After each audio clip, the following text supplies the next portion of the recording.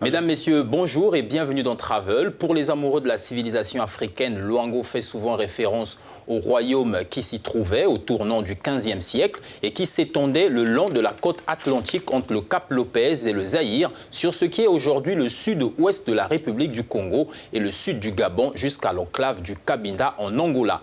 Une civilisation, et il faut le préciser, précoloniale avec une organisation économique, militaire, artistique et culturelle à l'abri du reste du monde. Le royaume de Luango était un vassal du royaume Congo, puissant royaume bantou d'Afrique centrale, avant de s'en détacher à la fin du XVe siècle. Si le royaume de Luango rappelle aujourd'hui une civilisation culturellement riche, il a aussi sa page sombre qui le rattache à l'histoire de l'humanité, celle de la traite des esclaves, qui débute avec le commerce triangulaire dès le XVIIIe siècle. Triangulaire du fait que le trafic impliquait 3 continents, l'Europe, d'où partaient les produits manufacturés vers l'Afrique, l'Afrique qui fournissait de la main-d'œuvre, donc des êtres humains, des esclaves, vers les Amériques pour aller travailler dans les champs de canne à sucre et de coton. Et très vite, on va basculer vers ce qu'on appelle aujourd'hui le commerce en droiture, c'est-à-dire directement de l'Afrique vers l'Amérique sans passer par l'Europe. Et contrairement aux idées reçues qui présentent l'Afrique de l'Ouest comme principal port d'embarquement des esclaves sur l'ensemble des esclaves déportés de l'Afrique vers l'Amérique, plus de 44% d'entre eux sont partis des côtes de l'Afrique centrale et soit au total plus de 8 millions sont partis de la baie de Luango vers un exil forcé, ce qui est immense à l'échelle continentale à cette époque. Can you tell us about the, Luango and the history? What could be done to... Qu'est-ce qu'on peut trouver à Luango? Oui, beaucoup de choses. D'abord, il y a la route des caravanes ou des esclaves, comme vous pouvez le voir en image. Et ensuite, parmi toutes ces choses qui rappellent donc cette période, cette route que les esclaves donc, en provenance de l'Angola, du Gabon, de la RDC, ont donc emprunté, soit à pied, soit entassés dans des caravanes. Il y a aussi la stèle qui symbolise le lieu de départ des caravanes et en même temps le grand marché de toutes les transactions.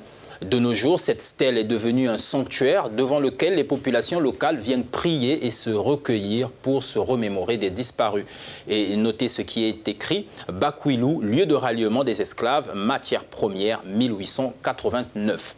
Et pas plus tard qu'il y a 5 jours, dans le cadre d'un colloque sur l'histoire et l'héritage de Luango, un site a été repéré vers le Bakwilou, à une trentaine de kilomètres de Luango, comme dernière étape vers le lieu d'embarquement des esclaves pour ériger une stèle de recueillement. Durant ce colloque, de nombreux anthropologues et historiens y ont participé donc à la mise en valeur de ce site qui est en phase de devenir un patrimoine mondial de l'humanité.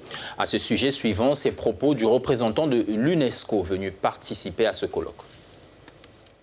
Le premier projet le plus urgent pour Luango, c'est de l'inscrire au patrimoine de l'humanité comme élément du patrimoine. Ça, c'est important. Et pour cela, il faut qu'on ait des études là-dessus. Par exemple, tout ce qu'on fait maintenant peut être vraiment un soubassement pour l'inscription de ce site au niveau donc, de Paris.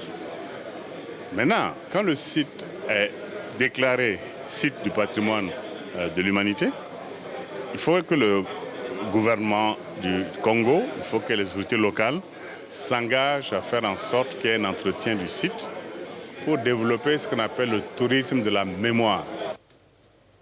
Le site fait déjà écho, suivant les propos de cette femme entrepreneur congolaise venue du Canada, encourager ce type d'initiative. Je suis enfant du pays, enfant de Luango, plus précisément, du clan Tsialombi et du clan Mamafuta. Et j'ai immigré au Canada, donc actuellement j'habite au Canada, mais mon cœur est resté toujours au pays.